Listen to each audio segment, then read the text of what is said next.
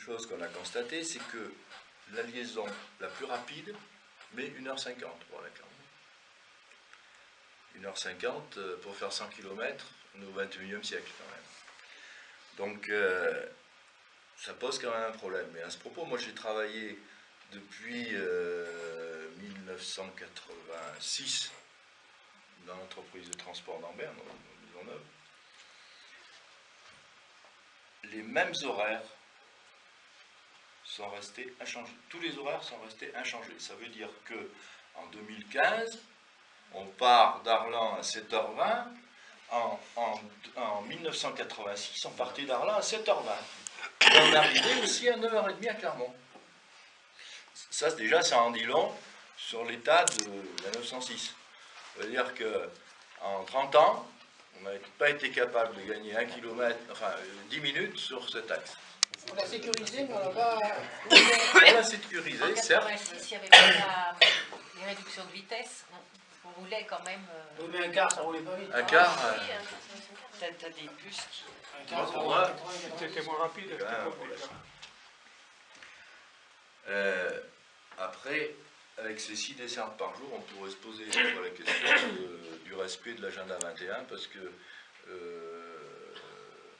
on promène donc en gros 250 sièges, 250 places dans le sens Ambert-Clermont et autant le retour le soir, ça fait 1000 km par jour, avec des bus de 50 places qui ont des moteurs qui, à mon avis, enfin, qui sont moins polluants que par le passé, mais qui sont quand même polluants. Et on transporte des banquettes vides, la plupart du temps. Donc là, il y a peut-être une question à se poser aussi. Après, est-ce que ces dessertes, elles sont cohérentes?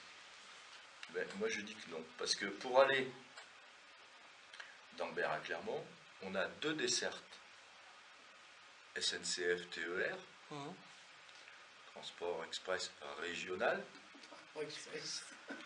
autrement dit filiale de la SNCF, qui sont financées par la région, enfin qui sont aidées par la région. Prix du billet pour descendre à Clermont, 17,50 €. Et on a 3 allées par jour, Transdome, qui passent par le Conseil général, donc qui sont agréés par le Conseil général, au prix de billet de 2 € le trajet. Résultat des courses, on se trouve avec une concurrence entre l'offre régionale, l'offre départementale. Les 2 € ont fait que les cars de la région sont vides. Ils sont vides. Qui c'est qui comble le déficit? C'est la région. Les autres ont quelques clients, ils en ont un peu plus. Les billets sont à 2 €. Le département subventionne 15 € dessus. Qui c'est qui paye? C'est le département. Donc on se retrouve avec une situation un peu ubuesque, dans laquelle le département creuse le déficit de la région en finançant avec notre argent. Donc là, il y a quand même matière à réflexion, et c'est pour ça que je dis que c'est pas cohérent.